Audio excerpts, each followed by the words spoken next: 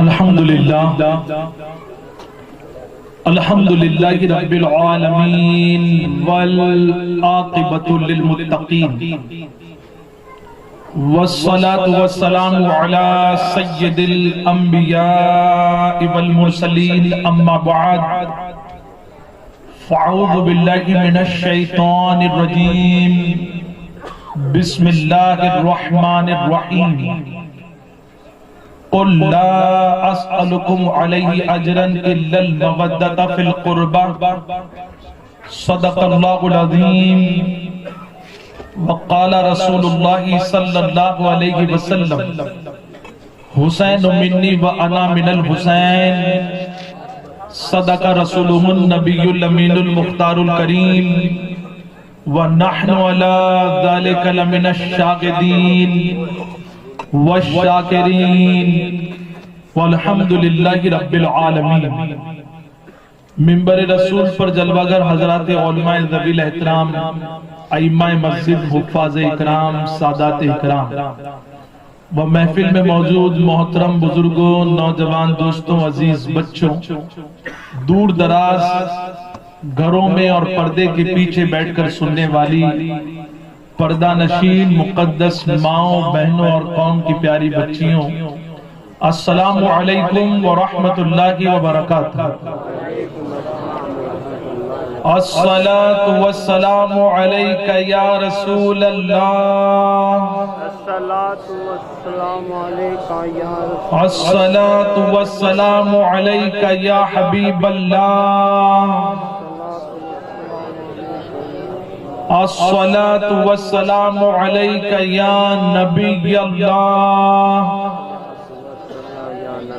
وعلی آلک وَأَصْحَابِكَ یا نور اللہ صلی اللہ تعالی علیہ وسلم۔ آئیے کچھ سننے اور سنانے سے پہلے ہم اس نئے سال کی ہجری کی پہلی شب کو اللہ عز و جل کی بارگاہ میں دعا کرتے ہیں کہ اللہ عز و جل ہم سب کی اس حاضری کو قبول عطا فرمائے اور ذکر اہل بیت اطہار رضوان اللہ تعالی اجمعین کا اللہ ہم سب کو صدقہ عطا فرمائے۔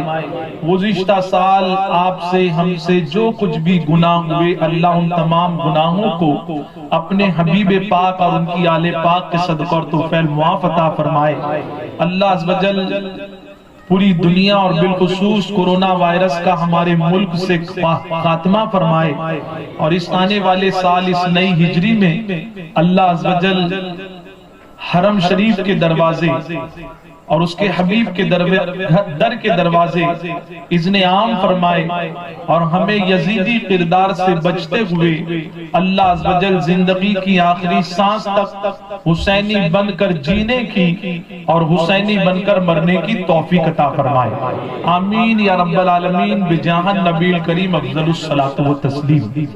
دل کی عطا گہرائیوں سے راپر کی سرزمین پر رہنے والے سادات اکرام، بالخصوص سید انور شاہ باپو اور یہاں کی تمام سنی مساجد کے ائمہ حضرات، علماء اہل سنت، حفاظ اکرام اور تمام خوش عقیدہ سنی حسینی مسلمانوں کو میں دل کی عطا گہرائیوں سے دعا دیتا ہوں کہ آپ لوگوں نے بہت اچھا انتظام کیا۔ اللہ عز و جل سب کو امام علی مقام علی جدہ والہ صلاۃ والسلام کا صدقہ عطا فرمائے۔ آپ اور ہم خوش نصیب ہیں کہ دنیا والے جب کسی نئے سال کا استقبال کرتے ہیں تو آپ نے دیکھا ہوگا کہ انگریزی اعتبار سے نئے سال کا استقبال ہوتا ہے تو 31 دسمبر کی رات ہوتی ہے، وہی لمحے، وہی گھنٹے، وہی سب کچھ، لیکن سیلیبریشن کے نام پر لوگوں نے 31 دسمبر کی رات کو کتنا برا بنا دیا۔ اور جب نیا سال آتا ہے تو کوئی نشے میں ڈوبا ہوا، کوئی زنا کے اڈے پر، کوئی جوے کے اڈے پر، کوئی گناہوں کے اڈے پر. لیکن آپ اور ہم الحمدللہ سنی حسینی مسلمان ہیں. ہم اور آپ خوش نصیب ہیں کہ جب ہمارا نیا سال شروع ہوتا ہے تو ہمارے علماء نے ایسا انتظام فرمایا کہ ہم نئے سال کا آغاز کرتے ہیں تو اللہ اور اس کے حبیب کے ذکر میں ڈوب کر کرتے ہیں، اور کربلا والوں کی محفل کو سجا کر کیا کرتے ہیں. اور جب زندگی کا سورج نکلتا ہے تو زانی بن کر نہیں، شرابی بن کر نہیں، بلکہ اللہ اور اس کے حبیب کا ذاکر بن کر شروع ہوتا. یہ آپ کی اور ہماری خوش نصیب کہ آپ کو اور ہم کو اللہ نے اپنے نبی کا اور ان کی اہل بیت کا ذکر کرنے والا بنایا. اور یہ خوش نصیبی سب کے حصے میں، سب کی قسمت میں نہیں آتی. اور کتنے خوش نصیب ہیں وہ لوگ جو اہل بیت کی عظمتوں کو بیان کرتے ہیں، اہل بیت کی عظمتوں کو سنتے ہیں. جانتے ہیں استاد زمن فرماتے ہیں باغ جنت کے بہرے خان مدح خان اہل بیت، کہ جو نبی کی آل کی عظمت کو بیان کرتے ہیں، ان کی شان کو بیان کرتے ہیں، وہ کہیں اور نہیں رہنے والے بلکہ اللہ تو ان کو جنت کا باغ عطا فرمائے گا. اور فرماتے ہیں تم کو وہ مزدہ نار کا اے دشمنان اہل بیت.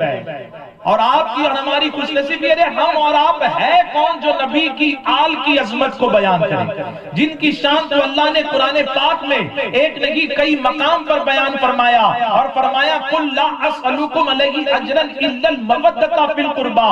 جن کی عظمتوں کو قرآن میں رب بیان کرے ان کی شان کتنی بلند و بالا ہوگی. اور بریلی کے کلندر کے برادر کہتے ہیں کس زبان سے وہ بیان عز و شان اہل بیت، کس زبان سے وہ بیان عز و شان اہل بیت کے مدح گوئے مصطفیٰ ہے مدح خان اہل بیت. اور جن کے در کی شان کیا ہے، جن کے گھر کی شان کیا ہے. ارے ہم اور آپ خوش نصیب ہیں کہ ان کے ذکر کی محفل میں آتے ہیں، ورنہ ان گھر والوں کی شان یہ ہے کہ بے اجازت جبرائیل بھی جن کے گھر آتے نہیں، بے اجازت جبرائیل جن کے گھر آتے نہیں. ارے قدر والے جانتے ہیں قدر و شان اہل بیت. یہ سب کا مقدر نہیں ہے، جو قدر والے ہوتے ہیں وہ نبی کی بھی قدر کرتے ہیں اور نبی کی آل کی بھی قدر کرتے ہیں، نبی کے اصحاب کی بھی قدر کرتے ہیں. اور جو نبی کی قدر کرتا ہے ہر سنی مسلمان اس قدر کرنے والے کی قدر کیا کرتا ہے. اور دنیا نے سوچا یزیدیوں نے کہ ہم نے تو سر کاٹ دیا، ہم جنگ جیت گئے. استاد سمن کہتے ہیں سر شہیدان کربلا کا نیزے پر ہے بنے. وہ ناچ رہے تھے سر اٹھا اٹھا کر، لیکن ان کو کیا پتا تھا یہ وہ لوگوں کا سر تھا جو تپتی ہوئی ریت پر 72 زخم کھانے کے بعد گھر لٹ جانے کے بعد نہیں جھکا. اور ان کی شان تو یہ تھی کہ سر شہیدان کربلا کا نیزے پر ہے بلند، یوں کی اونچی خدا نے قدر و شان اہل بیت. اور فرماتی ہے بے ادب گستاخ فرقوں کو سنا دے اے حسن، بے ادب گستاخ فرقوں کو سنا دے اے حسن، یوں کہا کرتے ہیں یوں کیا کرتے ہیں سنی داستان اہل بیت. میرے پیارے آقا علیہ السلام کے پیارے دیوانوں، آپ اور ہم اس محفل میں آئے ہوئے ہیں جس محفل میں نبی پاک کا، ان کی آل پاک کا، اور بالخصوص شہدائے کرب و بلا کا، شہید اعظم کا ذکر ہونے والا. ان کی محبت ہے یہ تو وہ محبت ہے جس کے تعلق سے نبی نے فرمایا کہ تم اللہ سے محبت کرو کیونکہ اللہ نے تمہیں نعمتیں عطا فرمائی. کتنی نعمتیں، وَإِن تَعُدُّوا نِعْمَتَ اللَّهِ لَا تُحْصُوهَا، کہ تم اللہ کی اگر نعمتوں کو کاؤنٹ کرنا چاہو، گننا چاہو تو یہ امپاسبل ہے، تم نہیں گن سکتے. پوری دنیا کی نعمتیں چھوڑ دو، پلک کے بال اللہ کی نعمت ہے، پلک کا جھپکنا اللہ کی نعمت ہے، آنکھ اللہ کی نعمت ہے، آنکھوں کی روشنی اللہ کی نعمت ہے، سینے میں دھڑکنے والا دل اللہ کی نعمت ہے، ہر سانس جو جاتی ہے اللہ کی نعمت ہے، باہر آتی اللہ کی نعمت ہے. پورے وجود کے اندر آپ اور ہم ذرا گننا چاہیں، ہڈیوں کے جوڑ 360 سے زیادہ اللہ کی نعمت ہے، ہاتھ اللہ کی نعمت، پیر اللہ کی نعمت، کتنی نعمتیں ہیں. اور اس نے فرمایا اگر تم نعمتوں کو گننا چاہو گے، تم ان نعمتوں کو نہیں گن سکتے۔ نبی فرماتے ہیں صلی اللہ علیہ وسلم تم اللہ سے محبت کرو کیونکہ اللہ نے تم کو نعمت عطا فرمائی، اور اللہ کی محبت کی وجہ سے تم اپنے نبی سے محبت کرو۔ اور پھر حضور فرماتے ہیں کہ اپنے نبی کی محبت کی وجہ سے تم میری آل سے بھی محبت کیا۔ تو جس کی محبت کرنے کا حکم نبی نے، اور نبی صلی اللہ علیہ وسلم نے فرمایا کہ اپنی اولاد کو 3 چیزیں سکھاؤ۔ پب جی کھیلنا مت سکھاؤ، فری فائر کھیلنا مت سکھاؤ، ٹک ٹاک کا اسٹار کیسے بننا ہے یہ مت سکھاؤ، پولیو کا ڈوز لگاتے ہو کہ کہیں اپاہج نہ بن جائے۔ نبی نے دیکھ لیا آنے والے دور میں اپنے آپ کو حسینی کہنے والے ٹک ٹاک کے اسٹار بننے والے ہیں، معاذ اللہ، جو ہے پب جی کے اسٹار بننے والے ہیں، فری فائر کا گیم کھیل کر فری میں جہنم کی آگ کو لینے والے ہیں۔ اسی لیے نبی نے بتا دیا دنیا کے پولیو سے بچنے کے لیے، کورونا وائرس سے بچنے کے لیے ویکسینیشن کے 2 ڈوز لگاؤ گے، پولیو کے 3 ڈوز لگاؤ گے۔ میرے نبی نے بھی بتا دیا 3 ڈوز ایسے دیے ہیں، میں اپنے لفظوں میں ڈوز کہہ رہا ہوں ورنہ وہ تو نبی کی تعلیم ہے، نبی نے دیے ہوئے نسخے ہیں۔ نبی نے فرمایا اپنی اولاد کو 3 چیزیں سکھاؤ، اور اے رافر کی سرزمین پر رہنے والوں اگر چاہتے ہو بچے پب جی کا گیم کھیلتے ہوئے کہیں پیرالائز کے اٹیک میں مبتلا نہ ہو جائے، ان کی آنکھیں خراب نہ ہو جائے، ان کی زندگی خراب نہ ہو جائے، کہیں وہ ٹک ٹاک کے اسٹار نہ بن جائے، کہیں وہ معاشرے کے ناصور نہ بن جائے، کہیں وہ امام حسین کے نام پر شربت اور کھچڑا پی کر کھانے والے، کہیں وہ یزیدی کردار میں مبتلا نہ ہو جائے، میرے نبی نے فرمایا اپنی اولاد کو 3 چیزیں سکھاؤ۔ 3 چیزیں آپ اور ہم سب یہ طے کر کر اٹھے، ہماری مائیں بہنیں بھی سنے وہ 3 چیزیں کون سی ہیں؟ اللہ کے حبیب صلی اللہ علیہ وسلم نے فرمایا سب سے پہلے اپنی اولاد کو میری یعنی اپنے نبی کی محبت سکھاؤ۔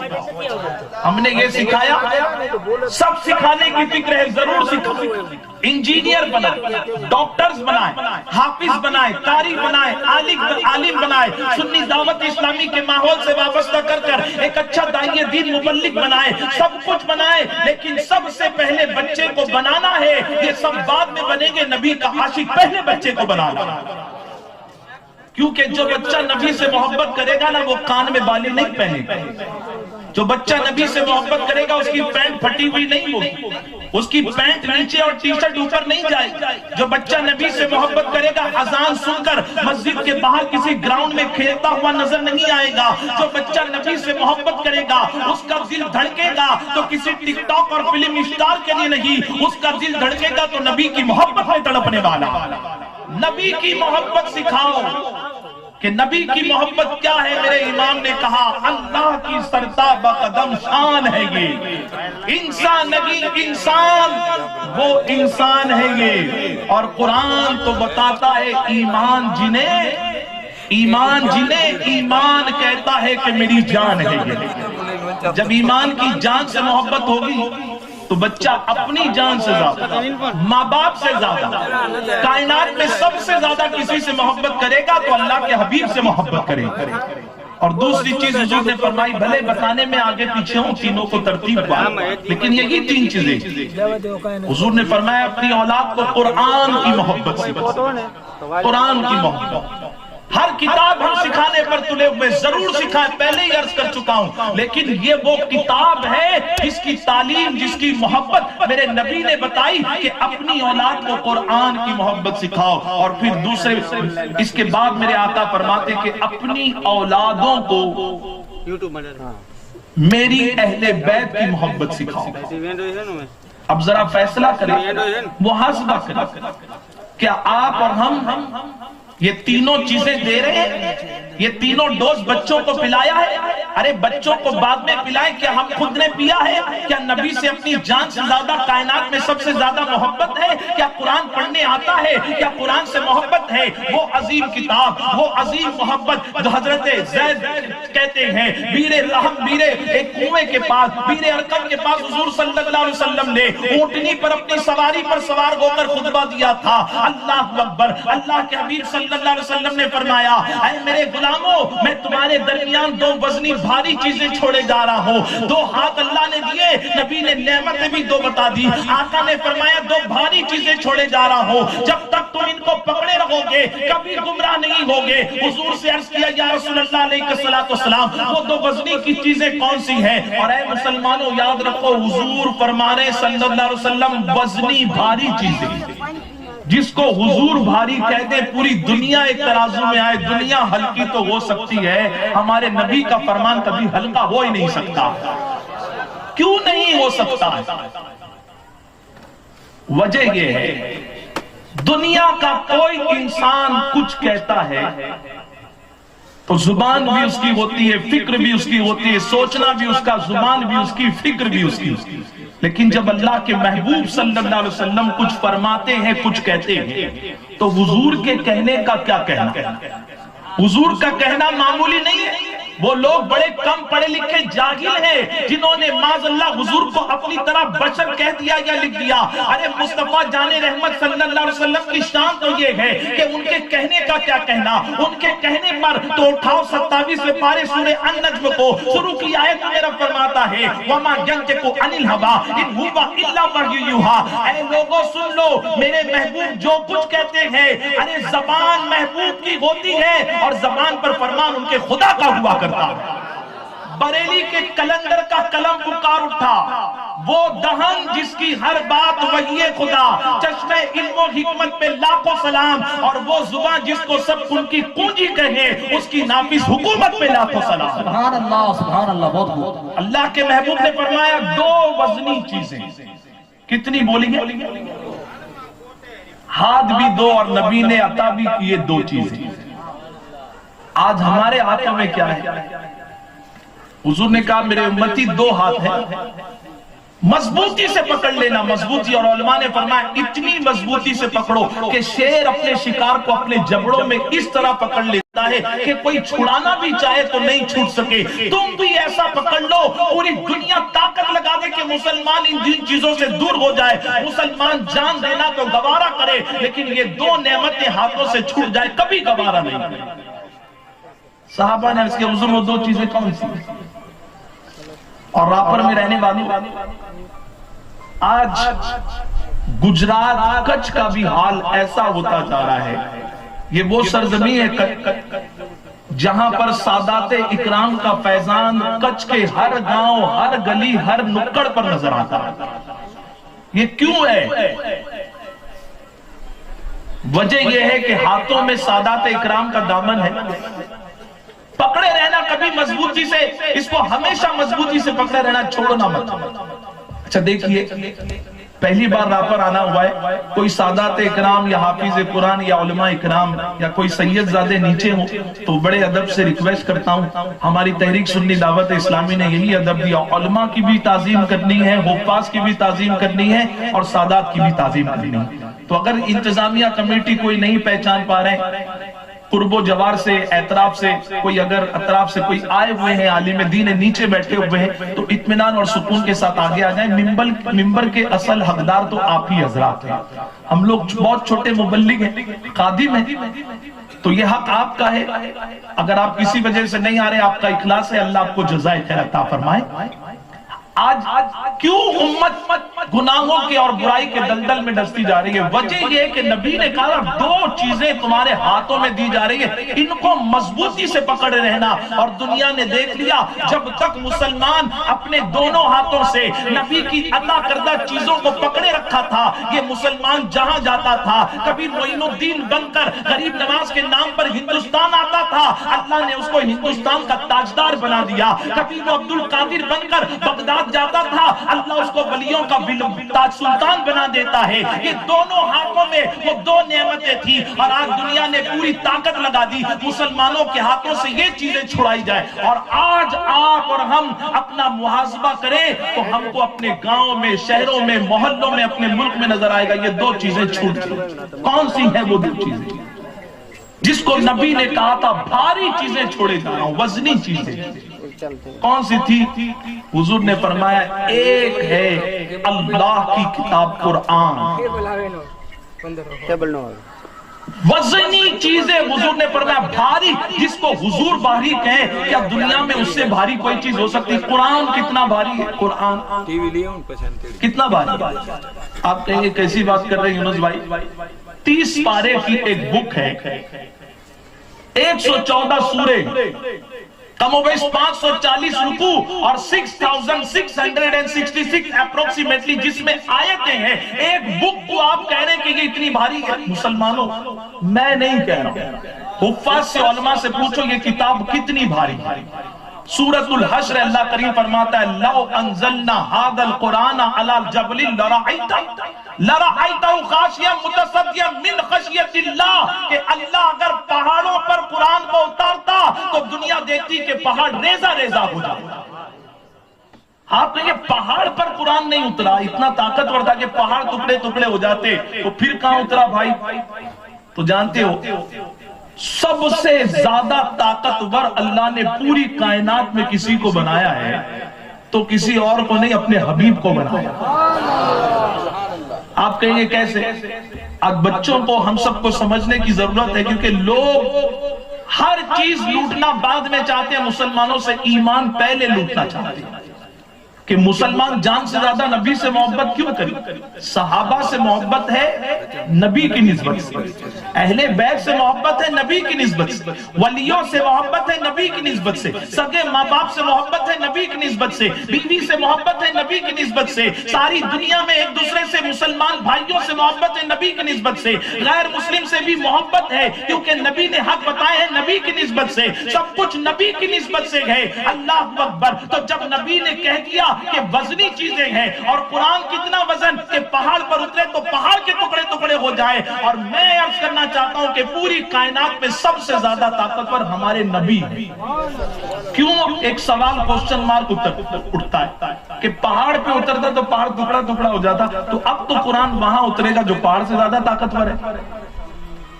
یہی ہے، پہاڑ ٹکڑے ٹکڑے ہو جائے تو پھر وہاں اترا جو پہاڑ سے زیادہ طاقتور ہے۔ اور ریسرچ کرتے ہیں کہ پہاڑ سے زیادہ طاقتور کیا ہے۔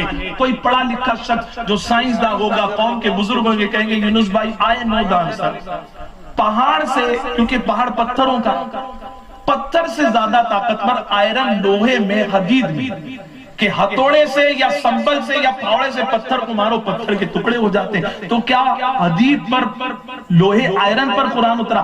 آپ کہیں ابھی تو تحقیق کو ہم نے ایک اسٹیپ بڑھایا، دروازہ کھلا، ابھی تو پوری منزل باقی ہے۔ پہاڑ سے زیادہ طاقتور لوہا ہے، لیکن لوہے سے زیادہ طاقت اللہ نے آگ کو بنایا ہے کہ لوہار آگ کے اندر لوہا ڈالتا ہے تو آگ لوہے کو پگھال دیتی ہے اور وہ اس کو اسی اعتبار سے شیپ دیا کرتا ہے، اوزار بنایا کرتا ہے۔ تو کیا آگ پر قرآن اترا؟ آپ کہیں گے نہیں، پہاڑ سے زیادہ طاقتور لوہا، لوہے سے زیادہ طاقتور آگ، اور آگ سے زیادہ طاقتور پانی ہے کہ پانی آگ پر ڈالو تو کتنی بھی بڑی آگ کیوں نہ پانی آگ کو بجھا دیتا ہے۔ تو کیا دریائے نیل پر، دنیا کے کسی سمندر پر، عرب ساگر پر قرآن اترا؟ آپ کہیں گے تحقیق ابھی بند کہاں ہوئی ہے؟ پہاڑ سے زیادہ طاقتور لوہا ہے، لوہے سے زیادہ طاقتور آگ ہے، آگ سے زیادہ طاقتور پانی ہے، اور پانی سے زیادہ طاقت آسمان کے چاند اور سورج میں ہے کہ چاند جوار بھاٹا جیسا طوفان پیدا کرتا ہے اور سورج پانی کو جو ہے بھاپ بنا کر اڑا لیتا ہے۔ تو کیا قرآن چاند اور سورج پر اترا؟ نبی کے غلاموں، اس کا جواب دنیا کا کوئی سائنٹسٹ نہیں، نبی کا غلام دے گا، نبی کے چاہنے والے دیں گے کہ اے دنیا والوں، پہاڑ سے زیادہ طاقت لوہا ہے، لوہے سے زیادہ طاقتور آگ ہے، آگ سے زیادہ طاقتور پانی ہے، پانی سے زیادہ طاقتور اللہ اکبر آسمان کے چاند اور سورج ہے، اور چاند اور سورج سے زیادہ طاقت اللہ نے نبی کی انگلی کو عطا کی ہے کہ نبی اشارہ کرتے ہیں تو ڈوبا ہوا سورج بھی پلٹ آتا ہے، اور نبی اشارہ کرتے تو اللہ چاند کے 2 ٹکڑے فرما دیتا ہے۔ اللہ کی مشیت نے فیصلہ کر دیا، پوری کائنات میں سب سے زیادہ طاقتور میں نے اپنے محبوب کو بنایا، اور ان کے سینے کو ایسا بنایا علم نشرح لک صدرک۔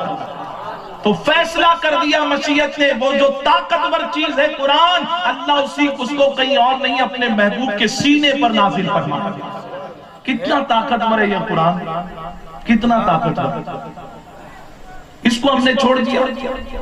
وہ یہ تھا غالباً عبدالحق محدث دہلوی علیہ رحمہ یا کسی بزرگ کے دور میں کہ غیروں نے اعتراض کیا کہ تمہاری مسجد ہے یار 100 سال 150 سال 50 سال کے بعد کبھی مینار کبھی دیوار کمزور ہو جاتی ہے، رینوویشن کا کام، نئے سرے سے تعمیر کا کام شروع ہو جاتا ہے، جبکہ تم لوگ اچھا خاصا خرچہ کرتے ہو، پھر یہ مسجدیں کمزور کیوں؟ ہماری عبادت گاہ دیکھو 1000 سال ہو گئے ایسی کی ایسی کھڑی، سارے مسلمان گھبرا گئے، گھبرائے تو کہاں ہماری مشکل کہاں حل ہوگی؟ تو مسلمانوں کو اللہ نے چھوڑ نہیں دیا کہ جب مشکل بڑھے گی تو مشکل کے پرابلم کو سولو کرنے کے لیے اللہ نے علی کے غلام ولی کو پیدا کیا، ولیوں کے پاس جاتے ان سے پوچھتے فَاسْأَلُوا أَهْلَ الذِّكْرِ إِن كُنتُمْ لَا تَعْلَمُونَ، اگر تم کو کچھ پوچھنا ہے اس سے مت پوچھو، علم والوں سے پوچھو۔ کہتے شربت بنانا کہاں سے ملتا ہے، کھچڑا بنانا کہاں سے ملتا ہے، سبیل کہاں سے ملتی ہے؟ ارے ڈھونڈنا چاہو گے، ڈھونڈنے کے لیے نبی کی محبت کا جام چاہیے، اہل بیت کی محبت کا جام چاہیے۔ ہم سے پوچھتے ہیں کہ شربت کے گلاس کہاں تھے کربلا میں، یہ سبیل کہاں تھی کربلا میں، آخر تم کیوں لگاتے ہو؟ جانتے ہو مسلمانوں ہم کیوں لگاتے ہیں؟ توجہ سے سننا، جب نمرود نے آگ لگائی ابراہیم علیہ السلام کو جلانے کے لیے تو گرگٹ پھونک مار رہا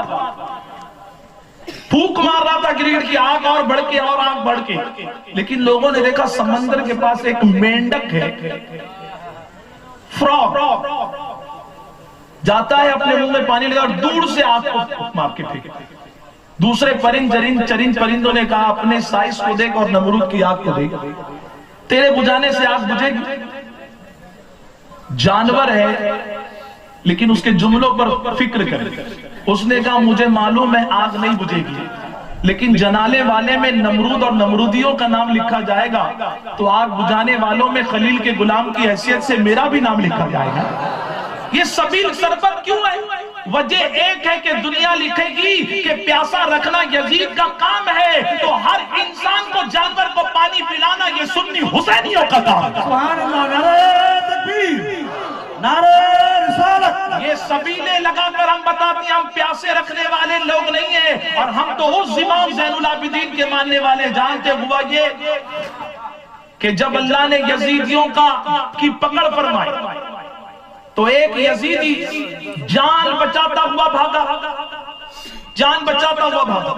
اور بھاگتے بھاگتے پہنچا ایک خیمے میں، دیکھا تو امام زین العابدین اندر عبادت کر رہے ہیں، فوراً چہرے پر نقاب ڈال لیا کہ کربلا میں یہی تنہا بچے تھے، یہ مجھے جانتے ہیں، میں نے ان کے آبا اور اجداد کو، گھر والوں کو جو ہے پیاسا رکھا، تیر برسائے، تلوار سے جسم کی اعضاء کاٹے، اتنا بھاگ کر آیا ہوں، پانی کی پیاس لگی ہے، اب کیا ہوگا یہ دیکھ لیں گے، شاید مجھے قتل کر دیں گے، اسی لیے بچنے کے لیے اس نے چہرے کو ڈھانپ لیا، ہانپ رہا تھا۔ امام زین العابدین نماز سے فارغ ہوئے، کہا حضور بہت پیاس لگی ہے، پانی دیجیے۔ بھول گیا چہرہ ڈھانپتے ٹائم کہ جب پانی پیوں گا تو ہٹانا پڑے گا۔ آپ نے پانی دیا مشکیزے میں، بہت پسینے میں تر بتر اس نے نقاب ہٹا، بھول گیا، ہٹاتے ہی مجھے پہچان لیں گے، پانی پینے لگا۔ آپ مشکیزے سے پانی ڈالیں، وہ پی رہا ہے۔ اس نے اوپر دیکھا کہ مجھے دیکھ بھی رہے، مسکرا بھی رہے اور پانی بھی پلا رہے۔ کہا حضور آپ نے مجھے پہچانا؟ کہا تجھے کیسے بھول سکتا ہوں، تو وہی ظالم یزیدی پلید ہے جس نے ہمارے خاندان والوں کو، نبی کی آگ کو پیاسا رکھا، پانی بند کرنے کے لیے کوشش کی، پانی بند کروا دیا، تیر برسائے، نیزے برسائے، تجھے کیسے بھول سکتا ہوں؟ اس کے ہوش اڑ گئے، پہچان لیا پھر بھی پانی پلا رہے ہیں۔ کہا جب پہچان لیا پھر بھی پانی پلا رہے ہیں، کہا یہی تو فرق ہے، یہی تو فرق ہے، جو تیرا کردار تھا تو نے پیش کیا، اور ہم نبی کے غلام، نبی کی آل اپنے کردار کو پیش کر رہے ہیں۔ تمہارا کام ہے پیاسا رکھنا اور دشمن کو بھی پانی پلانا، یہ نبی کی آل کا کردار ہوا کرتا۔ وزنی چیز حضور نے فرمائی، 2 ہاتھ اللہ نے دیے تو وزنی چیز، قرآن اتنا بھاری تھا، چھوڑ دیا مسلمان نے۔ ایک بات بتائیے، سب کے بچے اسکول جاتے ہیں، اسکول کی پڑھائی میں اچھے مارکس پرسنٹیج ملے اور ملنا چاہیے۔ ہماری تو یہ سوچ ہے کہ گجرات بورڈ میں S S C, H S C یا پھر گریجویشن کے ایگزام میں یا کسی ایگزام میں اگر کوئی فرسٹ آئے تو اللہ کرے وہ ہماری قوم کا بچہ ہے، ہم بھی تو سینہ چوڑا کریں کہ یہ اپنا بچہ ہے بھائی، یہ راپر کا بچہ، یہ قریب کے رادن پور کا بچہ ہے، یہ گاندھی دھام مالیا میانہ سام کیالی بھچاؤ کا بھوج کا گاندھی دھام کا ٹوڑا پورٹ کا بچہ ہے، یہ اپنا بچہ ہے۔ اور ہماری تو یہ فکر ہے اپنی قوم کا ہر بچہ ہمارا اپنا بچہ ہے، فرسٹ وہ آئے گا خوشی اللہ ہم کو دے گا۔ لیکن جب قرآن کی بات آتی اسکول کی پڑھائی کے لیے، اسکول کی پڑھائی کے لیے، اس پڑھائی کو مضبوط کرنے کے لیے گھر میں ہوم ورک بھی ہے اور ٹیوشن بھی، لیکن مکتب پڑھنے کا عالم کیا؟ بچہ پڑھ کر آیا، امی کبھی نہیں پوچھتی کیا پڑھا، کہاں تک پہنچا، تیرا سبق کہاں تک ہے، کتنے سورہ یاد، حافظ جی نے کیا یاد کرا۔ ہم نے خود اس پڑھائی کو ہلکا سمجھا، جبکہ وہی بچہ 5 سال کا ہے، آپ اس کو پلاسٹک کا قاعدہ دیں یا یسرن القرآن دیں یا اما پارا، آپ اس کو کہیں عربی جا، مدرسہ چلے جا، مکتب چلے جا، اسکول گیا تو باپ نے امی نے بیگ دیا تو بیگ کو پیٹ پر ٹنگایا، اب تو ترقی یافتہ دور ہے، بیگ ادھر گھٹنے تک آتا ہے، اور مجھے تو ڈر لگتا ہے دھیرے دھیرے بیگ زمین پر ہوگا، بچے گھسیٹتے ہوئے نکلیں گے، فیشن ہے۔ لیکن آپ 5 سال کے بچے کو پلاسٹک کا قاعدہ دیں، پلاسٹک کا قاعدہ یوں دیں اور اس سے کہیں بیٹا عربی جاؤ مدرسہ، دل پر ہاتھ رکھ کر بتاؤ راپر والو، بچہ پیٹ پر ٹنگائے گا؟ آپ کہیں گے نہیں۔ کہاں رکھے گا؟ آپ کہیں گے 5 سال کا بچہ، اس کو نہیں پتا یہ پڑھائی کی عظمت کیا، لیکن وہ بچہ اس قاعدے کو یوں سینے سے لگائے گا، فطرت بتائے گا۔ حضور نے کہا تھا اس کو مضبوطی سے پکڑے رہنا، اتنا سینے سے لگا کر بتائے گا۔ وہ دوسری دنیا کی تعلیم ہے جو پیچھے لگائی جاتی ہے، یہ ہمارے نبی کی جو یہ تعلیم ہے یہ پیچھے نہیں بلکہ یہ سینے سے لگائی جاتی ہے۔ اور آج مسلمان جو عزت کا حقدار تھا آج اس کی عزت نہیں ہے، تو وجہ کیا ہے؟ قرآن ہاتھ سے چھوٹ گیا۔ کب جاتا ہے ہاتھ؟ جب گھر میں کسی کا انتقال کرتا، کوئی مر جائے گا تو ہاتھ جائے گا، مرنے والے کا بھی بھلا کہ جاتے جاتے گھر والوں کے ہاتھ میں سپارہ تو دے کر چلے گئے، جبکہ یہ قرآن کیسی عزت دلاتا ہے۔ میں ایک مثال کے ذریعے سمجھاؤں کہ آپ اور ہم اپنی محافل میں نیاز کا انتظام کرتے ہیں، کبھی نان کھٹائی، کبھی بوندی، اپنے اپنے شہر کے اعتبار سے کچھ میٹھی چیز، کوئی بھی چیز ہوتی ہے، کبھی بانٹتے بانٹتے اتنا سی ٹکڑا زمین پر گر گیا نا، تو جو کبھی نماز نہیں بھی پڑھتا، دینداری نہیں بھی ہے، لیکن وہ خود بخود کہتا ہے پیر مت لگا، اس کو اٹھا کر صاف کر کر چوم کر کھاتا۔ مٹھائی گر جائے، مونتال گر جائے، لڈو گر جائے، مٹھائی کی دکان میں برفی گر جائے، کوئی اٹھا کر پہنچ کر نہیں کہتا مٹی رکھ دی، ہٹا کر سائیڈ میں رکھ دیا۔ آخر اس مٹھائی کے ٹکڑے کو اتنی عزت کہاں سے مل گئی؟ وہ مٹھائی کا ٹکڑا کہے گا میں تو مٹھائی کی دکان پر تھی تو کوئی عزت نہیں تھی۔ بس عزت ملنے کا راز یہ ہے کہ امام صاحب نے چند سوروں کو پڑھ کر مجھ پر دم کیا کر دیا، اللہ نے مٹھائی کو بھی عزت والا مقام عطا کر دیا، نیچے گری ہوئی مٹھائی کو عزت مل گئی۔ آج امت نیچے اس لیے گر گئی، ہاتھوں سے قرآن چھوٹ گیا ہے۔ سنی دعوت اسلامی یہی پیغام دینا چاہتی ہے، حضور نے کہا تھا یہ بہت وزنی چیز ہے، پکڑ لو اس کو، پکڑو گے اللہ گری ہوئی کی امت کو آج بھی عروج عطا فرمائے۔ اور دوسری چیز حضور نے فرمائی، وزنی چیز، حضور کی اہل بیت، اہل بیت کا دامن پکڑو، صرف زبان سے نعرہ لگا کر نہیں مسلمان، زبان سے کہے حسینی ہے پھر داڑھی بھی کٹ رہی ہے۔ علماء سے پوچھو سب سے پہلے داڑھی بظاہر کلمہ پڑھ کر کٹانے والوں میں اس کا نام کیا تھا؟ زبان سے کہے حسینی ہے، اسی زبان سے نہ جانے کتنی نشاور چیزوں کو مسلمان حلق کے نیچے نکالتا ہے۔ غلط تو نہیں ہے بتائیے؟ زبان سے کہیں حسینی ہے، حسین پاک کا دامن نہیں چھوڑیں گے، اور روز سنتے ہیں 5 وقت اذان، لیکن نماز ہر ایک وقت کی معاذ اللہ چھوٹتی ہوئی نظر آ رہی ہے۔ کیسا حسین؟ میں آپ کو ایک بات بتاؤں، کربلا کا واقعہ آپ تفصیل سے اپنی مسجد کے امام صاحب سے، یہاں پر آنے والے 10 روزہ محفل کے مقررین حضرات سے سنیں گے، لیکن آپ جانتے ہیں کہ کربلا کے میدان میں حضرت عباس علم بردار رضی اللہ تعالی عنہ امام حسین سے اجازت لے کر نہر فرات کے پاس جو پانی کا وہاں پر چشمہ تھا وہاں پہنچے، کہا بھائی اجازت دو، اپنے لیے نہیں، بچوں کے لیے، عورتوں کے لیے، شیر خوار حضرت امام علی اصغر کے لیے پانی لے کر ہوں، اجازت دو۔ امام نے اجازت دی اور حضرت عباس علم بردار نکلے، تلوار ایک گھمائی ہے، 3 دن کے بھوکے پیاسے ایک تلوار گھمائی، میدان کا میدان صاف کر دیا۔ علی کے بیٹوں کو دنیا نے سمجھا کیا ہے؟ علی کے گھر کا بیٹا جہاں پیدا ہوتا ہے وہاں پر شیر خدا معلوم دیتا ہے۔ آج ہمارے بچوں کا عالم کیا ہے؟ مولا علی کے غلام ہے، لیکن پرسنالٹی دیکھو، گٹکا تمباکو نشہ کھا کر اتنے کمزور ہو چکے ہیں، نہ ایکسرسائز کا جذبہ ہے، نہ باڈی کے فٹنس کا جذبہ ہے، کسی کو کینسر، کسی کو ٹی بی، یہ ساری بیماریاں کیوں ہیں؟ کہ زبانی دعویٰ ہے، زبانی دعویٰ کہ ہم حسینی ہیں۔ قرآن کہتا ہے، وہ قرآن آئینہ بتاتا ہے، یا ایھا الذین آمنوا لما تقولون ما لا تفعلون، اے ایمان والو تم وہ کیوں کہتے ہو جو تم خود کرتے نہیں؟ زبان سے حسینی اور کام یزید والے معاذ اللہ۔ پہنچے آپ کسی طرح نہر فرات کے پاس، مشکیدہ جس میں پانی بھرتے ہیں، بھر لی، سوچا جب میں آ گیا ہوں گولڈن اپورچونٹی ہے، سنہرا موقع ہے، میں آ گیا ہوں تو پانی پی لیتا ہوں، یہ اتنا پانی خیمے والوں کو کام میں آ گیا۔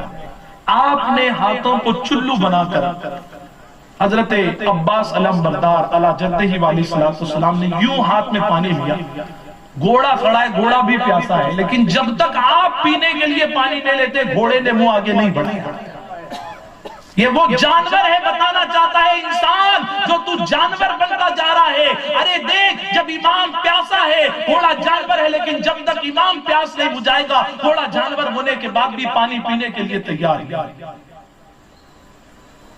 ہاتھ میں پانی لیا، گھوڑے نے بھی منہ بڑھایا کہ امام پانی پی رہے، میں بھی اب پی لیتا ہوں۔ لیکن جیسے ہی آپ نے چلوں میں پانی لیا، آپ کو بچوں کی، عورتوں کی اور امام عالی مقام کی شکل نظر آنے لگی۔ آپ نے پانی پی، بچے پیاسے، ہم پی لے۔